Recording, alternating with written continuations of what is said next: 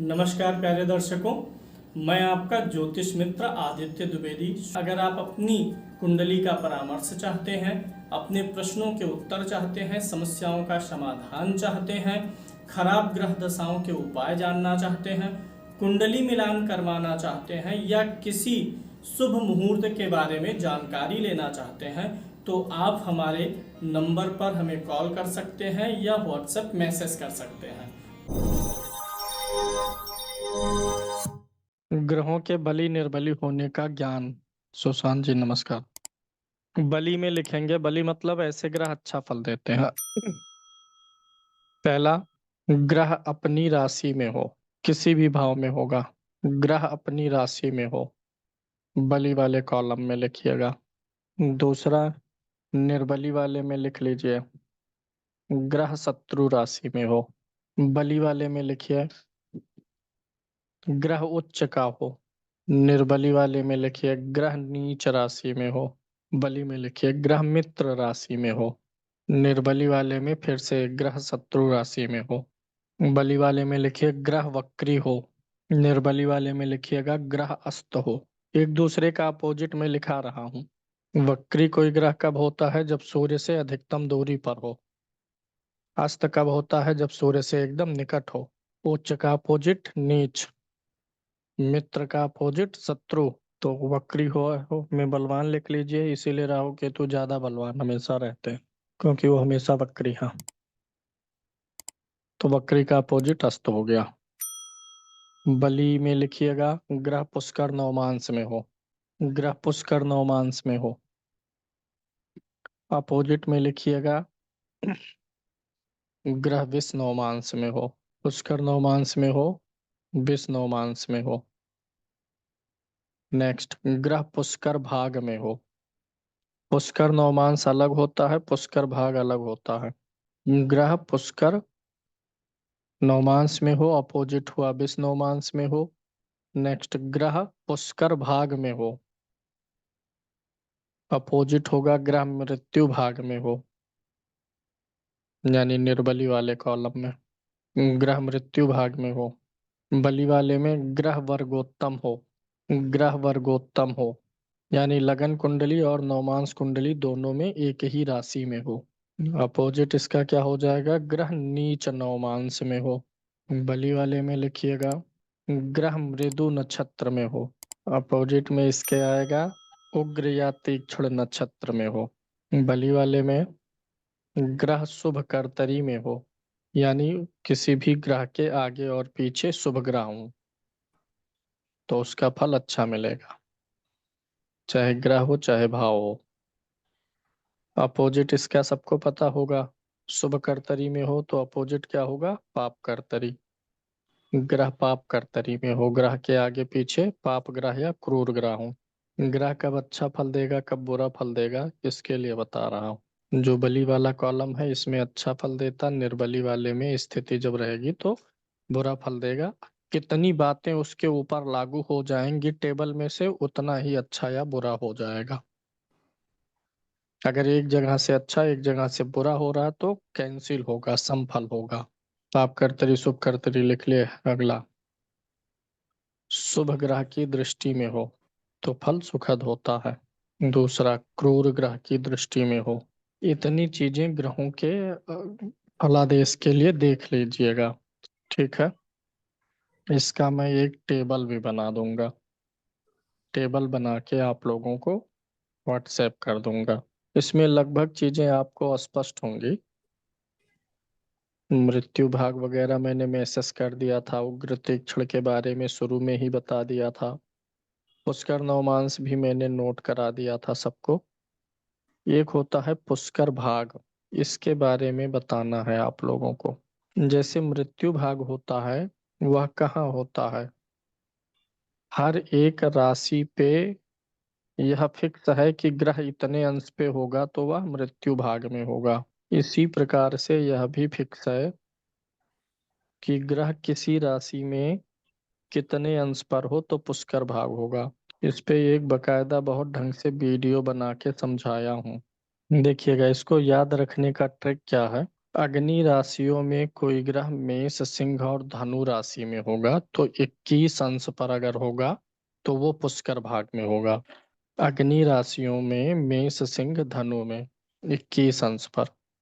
पृथ्वी राशियों में वृषभ, कन्या, मकर के लिए 14 अंश पर होगा ग्रह तो पुष्कर भाग में होगा। ये पुष्कर नवमांश नहीं है भैया।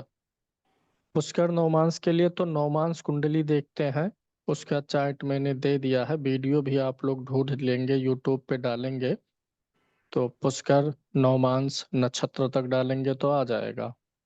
शेष ऐप में भी कहीं है।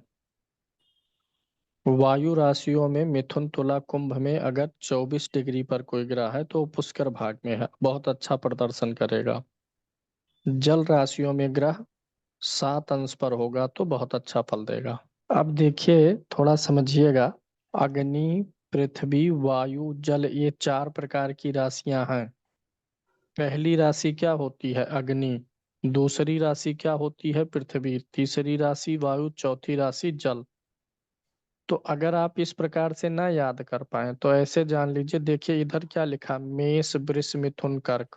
मेष, वृष, मिथुन, कर्क, जहां कर्क खत्म हो वहीं से सिंह, कन्या, तुला, वृश्चिक, फिर धनु, मकर, कुंभ, मीन। अंगुली पे चारों रख दिया गया है तो इसे आप अंगुली पे याद कर सकते हैं। अंगुली पे आपकी 12 राशियां आ जाएंगी हाथ पे। अंगुली के पोर पे रखना बताया ना, मेष, वृष, मिथुन, कर्क, सिंह, कन्या, मेष।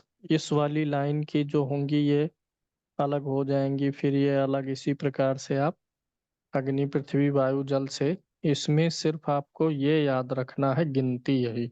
तो ये आपको नहीं याद है अगर कि मेष राशि अग्नि है, सिंह अग्नि है, धनु अग्नि है, तो आप अंगुली पे काउंट करके जान सकते हो, ये ट्रिक बताई गई है।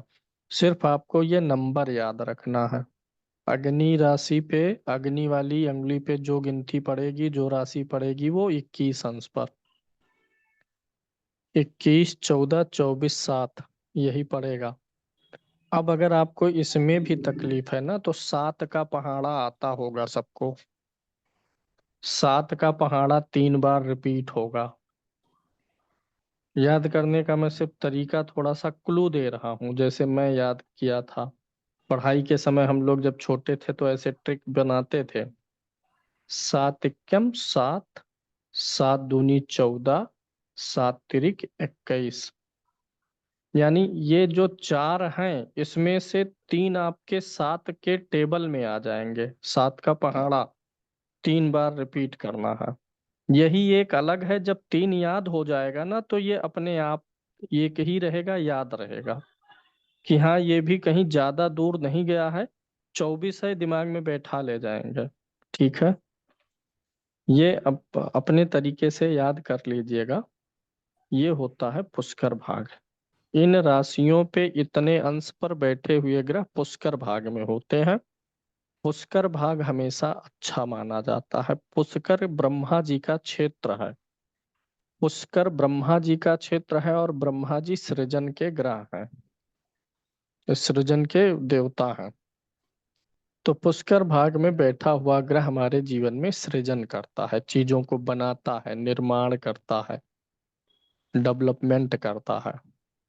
पुष्कर शब्द का एक और अर्थ होता है परिष्कृत, किसी चीज को शुद्ध करना। जो हम कपड़ा साफ कर देते हैं ना तो ये कपड़े को क्या करते हैं? परिष्कृत कर देते हैं। तो पुष्कर भाग में बैठा हुआ ग्रह अच्छा फल देगा, परिष्कृत करेगा, जीवन को सुधारेगा, नए अवसर, उम्मीद प्रस्तुत करेगा। और इसमें जो जो टर्म आए हैं उन्हीं को एक्सप्लेन कर देता हूँ आज। मुख्य रूप से यही है, सबसे बड़ी समस्या आप लोगों को यही आएगी कि कोई ग्रह अच्छा फल दे रहा है, बुरा कैसे जाने। बली वाला जो जो चीज लिखाया हूँ वो ग्रह अच्छा फल देगा, निर्बली वाले में गड़बड़ देगा। अब निर्बली वाले में मान लीजिए कोई ग्रह नीच राशि में है, ठीक है, और वह मृत्यु भाग में चला गया। मृत्यु भाग वाला टेबल सबको व्हाट्सएप किया था विद्या जी, आप लोगों के बैच में हुआ है व्हाट्सएप ना? विष्णुमांस भी नोट कराया था। ये पुष्कर भाग छूटा था जिन लोगों के लिए, आज हो गया। कोई ग्रह मान लीजिए नीच का भी है, मृत्यु भाग में भी है, अब तो भैया वो तो नीच का था ही गड़बड़, मृत्यु भाग में भी चला गया, कितना घोर कष्ट दे देगा। कोई ग्रह आपका उच्च का है, पुष्कर भाग में ही भी है, वो कितना ऊपर उठा देगा आपको। जितनी चीजें अच्छी वाली बली वाली लागू होते चली गई, वो अच्छा होता चला गया उत्तरोत्तर। जितनी बुरी चीजें लग गई खराब। अब एक बहुत विशेष अनुभव मैं आप लोगों को अपना एक्सपीरियंस शेयर कर रहा हूँ, जिसे नोट डाउन कर लीजिएगा।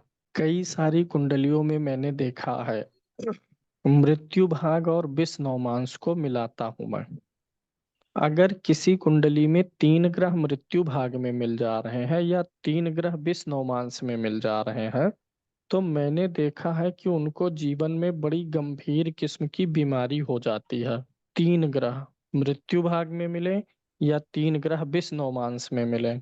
अभी इस पे मेरी रिसर्च और जारी है, लेकिन 4-5 कुंडलियां मेरे पास आई इस बीच, जिनमें कैंसर की शिकायत थी, कैंसर ट्यूमर जानलेवा जितना आया, उन सब में अब मैं सीधे ये दोनों चीज अप्लाई करता हूँ और ये दोनों चीज पा जा रहा हूँ। इसका मतलब यह नहीं है कि जिसकी कुंडली में ग्रह विष नवमांस में नहीं है, तीन, उसको कैंसर नहीं हो सकता। किसी दूसरे योग से या कारण से हो सकता है। मूर्ख लोग जानते हैं अरविंद कंबोज जी कैसे ट्रीट करते हैं। एक वीडियो में मैं बोला था कि अगर 7वें से 12वें भाव के बीच में 5 ग्रह बैठे हों तो बिजनेस के लिए अच्छा होता है। इसका मतलब यह नहीं है कि आप बिजनेस ही करेंगे, इसका मतलब यह है कि करेंगे तो अच्छा रहेगा। इसका मतलब ये नहीं है, ये नहीं बोल रहा हूँ कि ये नौकरी नहीं करेंगे, मैं तो ये बोल रहा हूँ ना कि बिजनेस के लिए अच्छा होता है। ऐसे लोगों में स्वतंत्र निर्णय लेने की क्षमता आ जाती है। तो अगर 3 ग्रह विष नवमांस में नहीं है तब भी किसी को कुछ लाइफ स्टाइल डिजीज हो रही है, या फिर कैंसर ट्यूमर अन्य चीजें घातक बीमारियां, तो ये मत सोचिएगा कि ये नहीं था तो दूसरे योग से हो सकता। लेकिन ये अगर मिल रहा है तो परिणाम गंभीर आएगा। अगर कोई ग्रह, ध्यान दीजिएगा, वहीं लिखिएगा इस बात को भी, कोई ग्रह जो मारक आया है आपका, मारक, मारक के बारे बताया हूं, दूसरा तीसरा छठा सातवां आठवां 11वां 12वां में से 2 भाव का स्वामी, कोई ग्रह मारक आ गया, अगर वह मृत्यु भाग में है या विष नवमांस में है। देखिए सबकी मारक की दशाएं आती हैं, सबको मारक का तकलीफ मिलता है, लेकिन अगर मार के इस विष नवमांस में है, मृत्यु भाग में है, तो मार डालने का प्रयास करेगा। अब एक उदाहरण से मैं समझा दे रहा हूँ, ये कुंडली ले ले रहा हूँ इसी चीज पे। डेट ऑफ बर्थ आप लोग भी नोट करिएगा। डेट ऑफ बर्थ है 30 मार्च 1994। 30 मार्च 1994। समय है रात को 1:28। 1:28। उत्तर प्रदेश बरेली। धनु लगन की कुंडली है, लग्नेश एकादश भाव में गया हुआ है। ठीक। इनका सवाल था, एक चीज ये भी इसी के साथ साथ ट्रेनिंग लीजिए कि कैसे प्रश्न का उत्तर दिया मैंने, मैं पूरी विधि बता रहा हूँ। इनका 1 क्वेश्चन के लिए पेमेंट था, इन्होंने पेमेंट किया, डेट ऑफ बर्थ भेजा, और उसके बाद इन्होंने सीधे फोन पे बात हुई थी, सवाल इन्होंने व्हाट्सएप नहीं किया था। फोन मिलाया मैं और इन्होंने पूछा मेरे स्वास्थ्य को लेकर के बताइए, मैं ठीक ठाक रहूंगा या कैसा रहेगा। तो स्वास्थ्य का जब सवाल है तो 2 ही जगह पर इंसान जाएगा। एक तो कुंडली में कोई ग्रह गड़बड़ हो, ज्यादा नीच उच्च का होता, अष्टम में होता, 6 8 12 में नीच उच्च का होता, ये सब मैं तब बोलता कि हाँ ये ग्रह गड़बड़ है, इसकी जुड़ी दिक्कत आएगी। लेकिन अब यहाँ पे देखिए आपको एक सेंस भी इस्तेमाल करना है, जैसे ये बहुत ब्रॉड क्षेत्र है ना, ऐसा था ही नहीं कुंडली खुलते आप ब्रह्मा हो गए सब कुछ जान लेंगे। अब जब इनकी डेट ऑफ बर्थ क्या है, 94 की है, फोन पे मुझसे बात कर रहे हैं, ठीक ठाक है, लेकिन ये सेहत का पूछ रहे हैं। तो ये बात ऐसे आपको भी सेंस लगाना पड़ेगा, इसको प्रेजेंस ऑफ माइंड बोलते हैं। इन्होंने सेहत का पूछा, जबकि उम्र इस उम्र में है कि ये एकदम फिट फाट ठीक ठाक होना चाहिए। तो मेरे समझ में आया कि मुझे सेहत का विशेष कंसर्न कर लेना है, क्योंकि इस उम्र में व्यक्ति शादी पूछता, विवाह, बच्चे, नौकरी का। सेहत का सवाल था, सिर्फ उन्होंने यही पूछा सेहत कैसी क्या रहेगी अभी और आगे। तब यहाँ पर दो चीजें आती हैं, एक तो दशा, एक गोचर। इनकी वर्तमान में शनि की महादशा चल रही है। इधर देखिए, शनि की महादशा चल रही है। शनि कुंडली में द्वितीय भाव और तृतीय भाव का स्वामी है, यानी प्रबल मारक हुआ। प्रबल मारक हो गया। दूसरी चीज ये है कि शनि और मंगल की युति अच्छी नहीं मानी जाती। शनि और मंगल की युति दोनों को प्रभावित करती है। इसमें मंगल जो है हावी हो जाता है, यानी शनि पीड़ित भी हो रहा है। ये मारक है और पीड़ित भी होगा। दूसरा, सातवें भाव का जो स्वामी बुध है ये भी मारक है। प्रबल नहीं है लेकिन मारक है। प्रबल में तो शनि है लेकिन बुध भी मारक है, तो ये मारक के साथ बैठा है और शनि की मुझे दशा मिल गई। अब जब प्रबल मारक मिला, शनि की दशा मिली मुझे, और सवाल सेहत का था, तो मैंने इनको कहा कि भैया आपको मारक की दशा चल रही है, और मारक का अर्थ होता है, सुनिएगा, जैसे मैं बताता हूँ वही बता रहा हूँ। बोलने में शब्द का चयन बहुत अच्छे से करना होता है कैलाश जी। मुंहफट होके आप कुछ नहीं बोल सकते किसी को। जब आप ऐसा बोलने लग गए मुंहफट होके, या तीक्ष्ण या उग्र होके चुभने वाली वाणी बोलने लगे, तो आपकी सारी विद्या फेल हो जाएगी। बुरी बात को भी मीठे तरीके से सांकेतिक रूप से कहना है। तो मैंने इनसे कहा कि भैया शनि आपका मारक है, प्रबल मारक है, और युति में ऐसे बैठा हुआ है जहां वह कंफर्ट जोन में नहीं है, मंगल के साथ कंफर्ट जोन में नहीं है।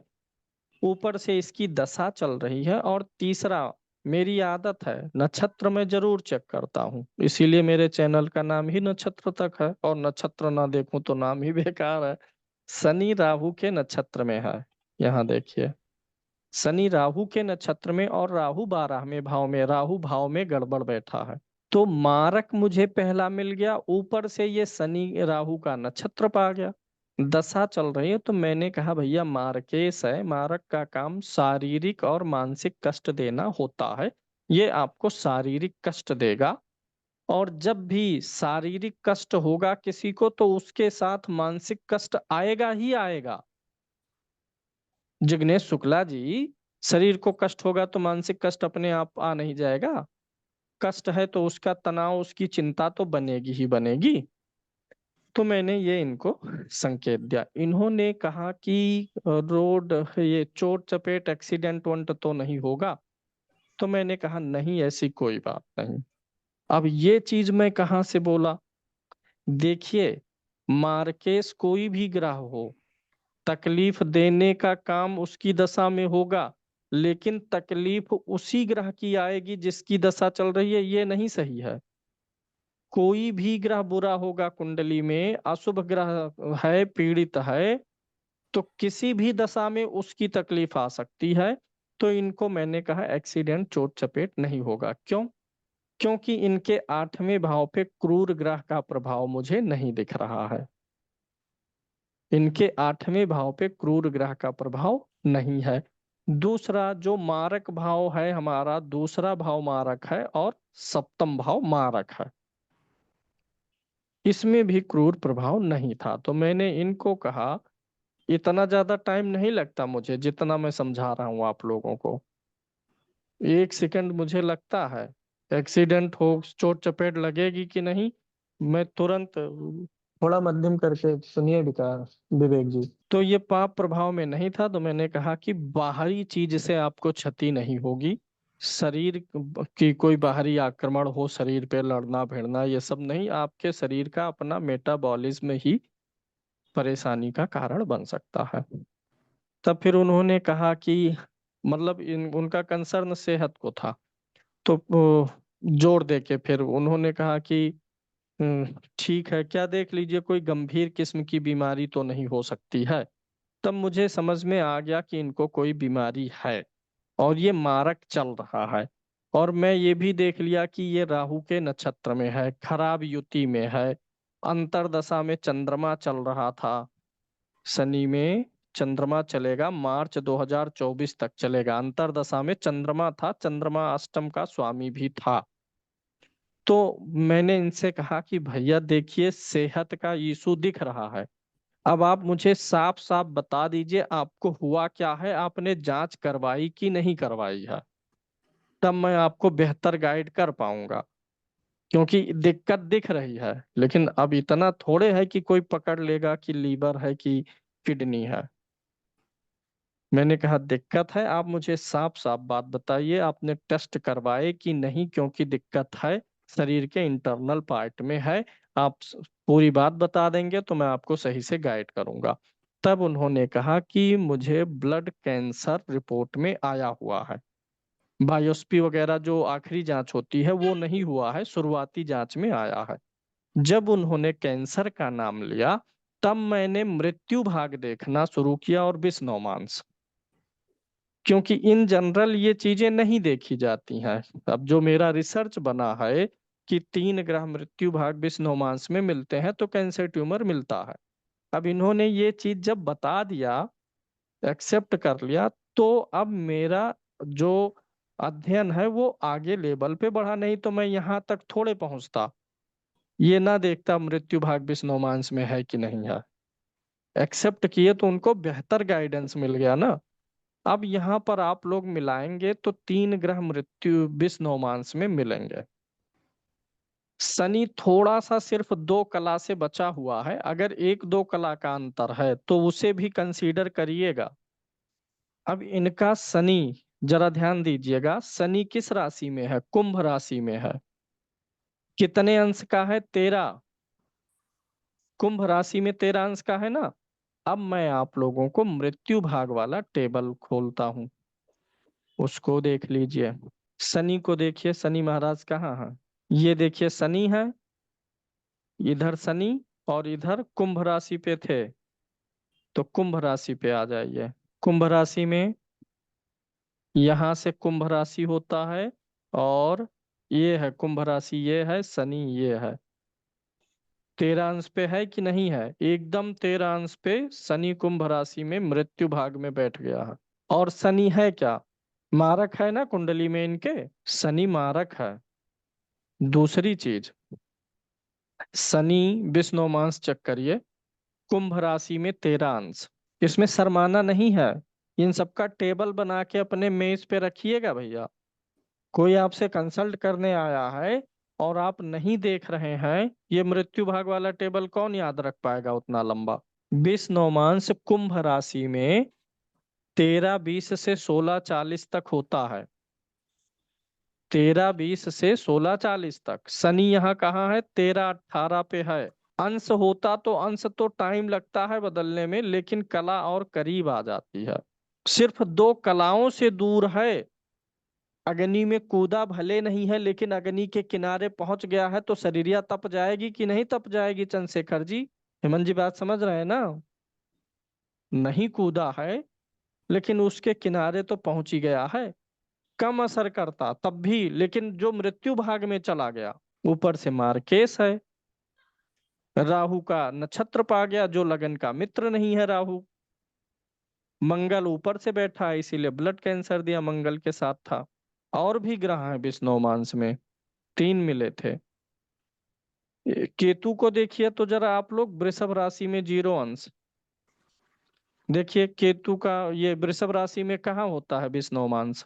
वृषभ राशि में 0 से लेकर के 3 अंश 20 मिनट तक होता है, तो केतु भी विष्णुमांस में है।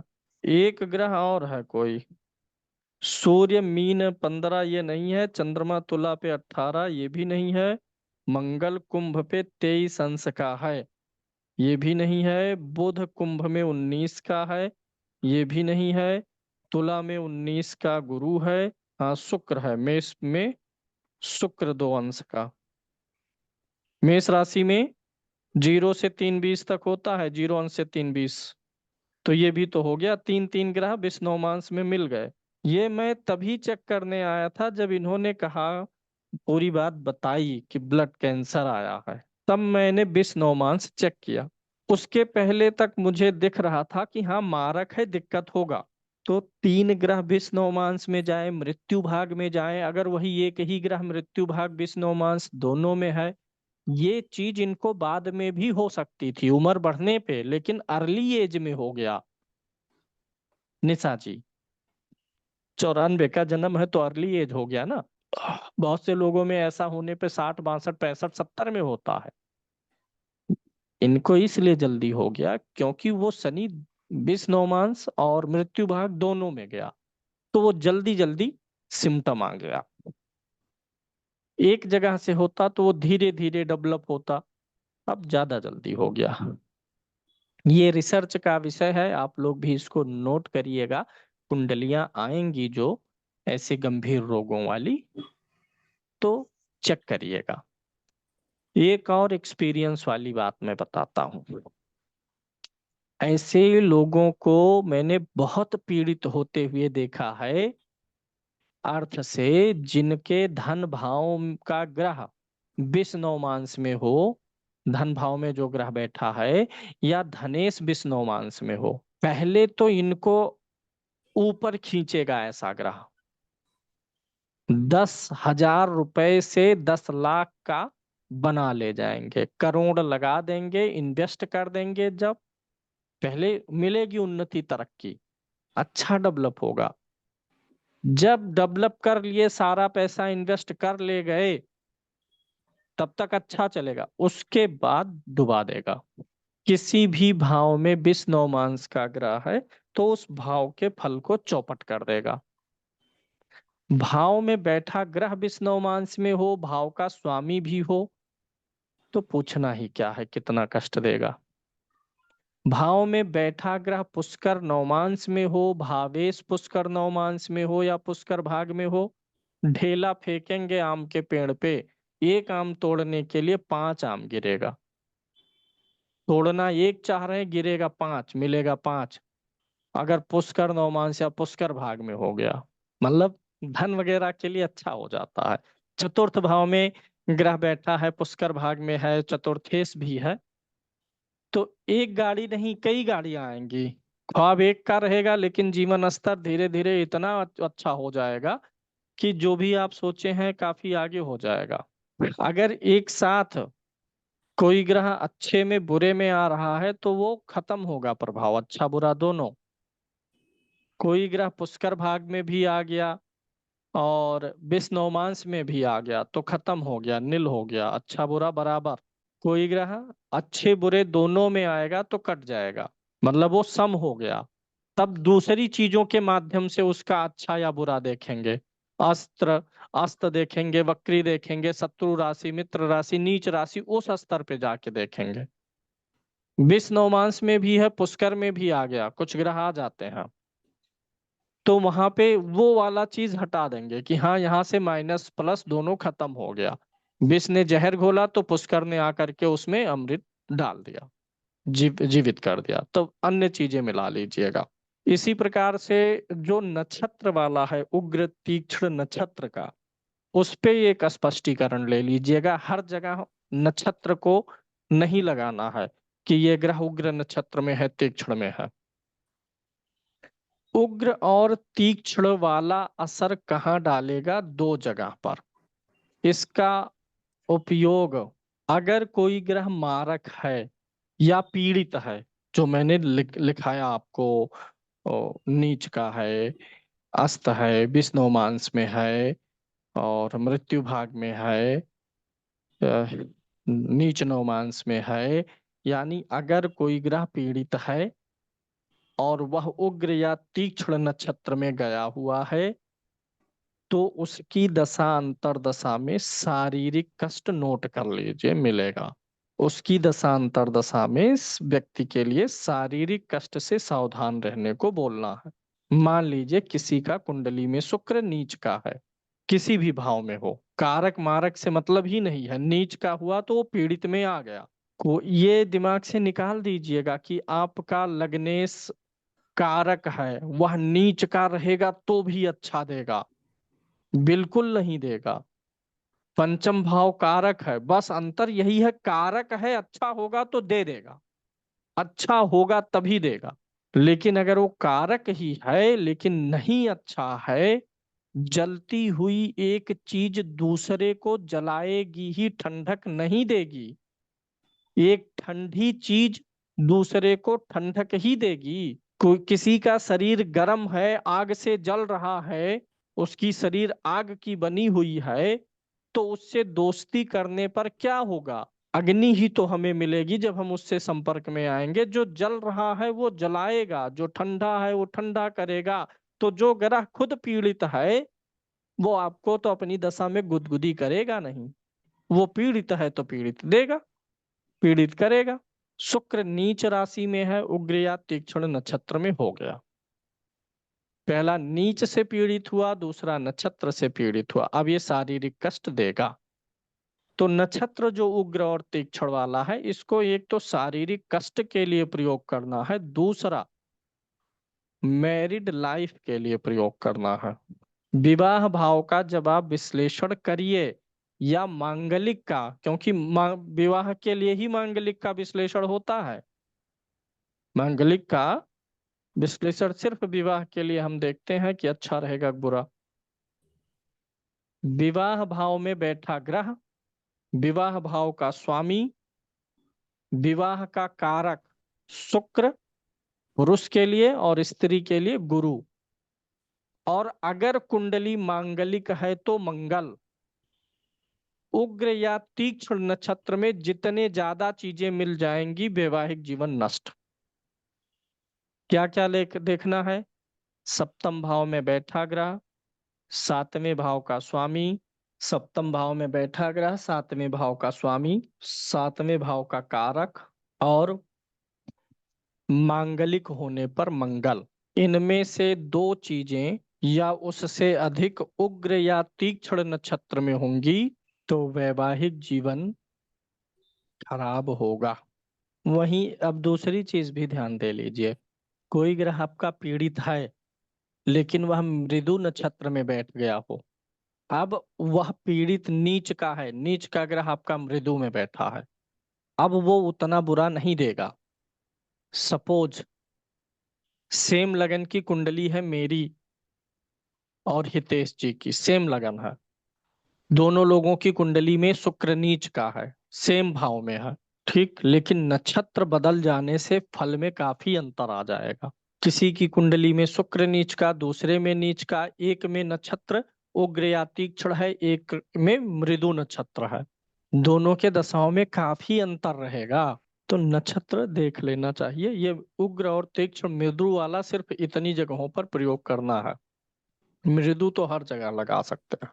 उग्र तीक्ष्ण आपको देखना है मारक के केस में और दाम्पत्य के केस में। कर्म भाव में बैठा हुआ ग्रह उग्र नक्षत्र में हो तो अच्छा है। कार्य क्षेत्र में एग्रेसिवनेस दिखाइए, वो अच्छा फल देगा आपको। कार्य क्षेत्र में अपना एग्रेसिवनेस मतलब एनर्जी लगाएंगे, जोर लगाएंगे, जुनून आएगा, अच्छा है, वहां पे अच्छा फल मिलेगा। 10 घंटे लोग काम करेंगे, आप 12 घंटे कर लेंगे। वैवाहिक जीवन में बताइए, कोई एग्रेसिवनेस, उग्रता, जोर लगाए तो रिश्ता टूट जाएगा। कुछ चीजें नाजुक हैं, जीवन का नाजुक पक्ष है, वहां पे उग्र तीक्ष्ण नहीं सही है। जो नाजुक पॉइंट नहीं है वहां पर सही है। तो ये इस विषय पे पकड़ काफी अच्छा बनाइए, मजबूत बनाइए। आज जो मैंने नोट कराया है इसी पे डीप प्रेडिक्शन होता है। वैसे तो सब देखेंगे, हाँ इस राशि में है, इस भाव में है, अपनी राशि का है, उच्च का नीच का, उसके भीतर घुसना सीखिए। और ये स्पेशली पढ़ाने के लिए आप लोगों को मैंने ये सारी चीजें इतनी सिस्टमेटिक तरीके से सेल्फ विकसित की हैं, सेल्फ डेवलप्ड चीज है ये। डायरी में नोट रखिएगा, अनमोल चीज है। अब इसी चीज का आप कहीं भी किसी भी कुंडली पे प्रयोग करिएगा। जो ग्रह आपको इधर से पीड़ित आएगा उसकी दशा देख लीजिएगा, जरूर उस जातक को तोड़ के रखेगी, परेशान कर देगी। बलि वाले में भी थोड़ी सी सावधानी रखनी है। जैसे उच्च का ग्रह अच्छा है लेकिन छठे, आठवें और 12वें में है तो ख्याल रखना पड़ेगा। बलि में भी एक और कमजोर में भी एक चीज है, यहाँ भी दो क्लासिफिकेशन होते हैं, क्रूर ग्रह और शुभ ग्रह। इन दोनों में अंतर आएगा भैया। जैसे मंगल का उग्र नक्षत्र में जाना और बृहस्पति का उग्र नक्षत्र में जाना, दोनों के फल देने के तरीके में अंतर रहेगा। अच्छा ऐसा समझ लीजिए, क्रूर और शुभ में, जैसे जब हम लोग स्कूल में पढ़ते रहे होंगे, आप लोग भी पढ़ रहे थे, तो कल्पना करिए सारे टीचर, सब टीचर आपको पढ़ाते थे, लेकिन कोई ना कोई एक ऐसा टीचर रहा होगा जिसको ऐसा, हम लोग सोचते थे शुरुआत के समय में, बेसिक में, ये कॉलेज वालेज में नहीं ऐसा होता, लेकिन शुरू के समय में जब हमारा डेवलपमेंट होता है, तो कोई एक ऐसा टीचर रहता था जिसके बारे में हम सोचते थे कि ये गुरु जी का घंटा ना आए, छुट्टी हो जाए तो बड़ा अच्छा रहता। थोड़ा वो मार पीट वाले रहते हो, पनिशमेंट वाले। दूसरे भी टीचर थे वहीं पर, लेकिन कोई एक दो ऐसे हो जाते थे जिनसे डर लगता था कि ये आएंगे तो सुनेंगे, पूछेंगे, कुछ नहीं पाएंगे तो राइटिंग ही चेक करके कूट देंगे। तो वो समझ लीजिए क्रूर ग्रह हैं, पढ़ाने का काम वो भी कर रहे हैं। हो सकता है सबके साथ ऐसा ना हुआ हो, लेकिन हमारे साथ तो हुआ था भैया। एक मास्टर साहब थे, आके पढ़ाते थे और कुछ नहीं करते थे, लिखाते थे जब नोट्स, तो बगल बगल पूरे क्लास में घूम के राइटिंग ही चेक करते थे। और उन्हीं की कुटाई के कारण से हमारी राइटिंग बहुत अच्छी है। वो देखते थे ये अक्षर टेढ़ा है, पीट देते थे उसी वक्त। तो ये डर लगा रहता था कि ये आए पढ़ाए ठीक है, लेकिन घूमे ना चारों तरफ। और वह टीचर जो आते थे, बोर्ड पे आए, खड़े हुए, लेक्चर देके चले गए, नहीं घूमे, देखे, उनके क्लास में कोई दिक्कत नहीं होती थी, ठीक है आप 10 मिनट एक्स्ट्रा पढ़ा लीजिए। तो वही समझिए, फल वही देना है, तरीका अलग है। क्रूर ग्रह जो है दंड देगा, पीड़ित करेगा, संताप देता है। मेन काम उसका है, जो भी वो फल देगा उसमें संताप देगा।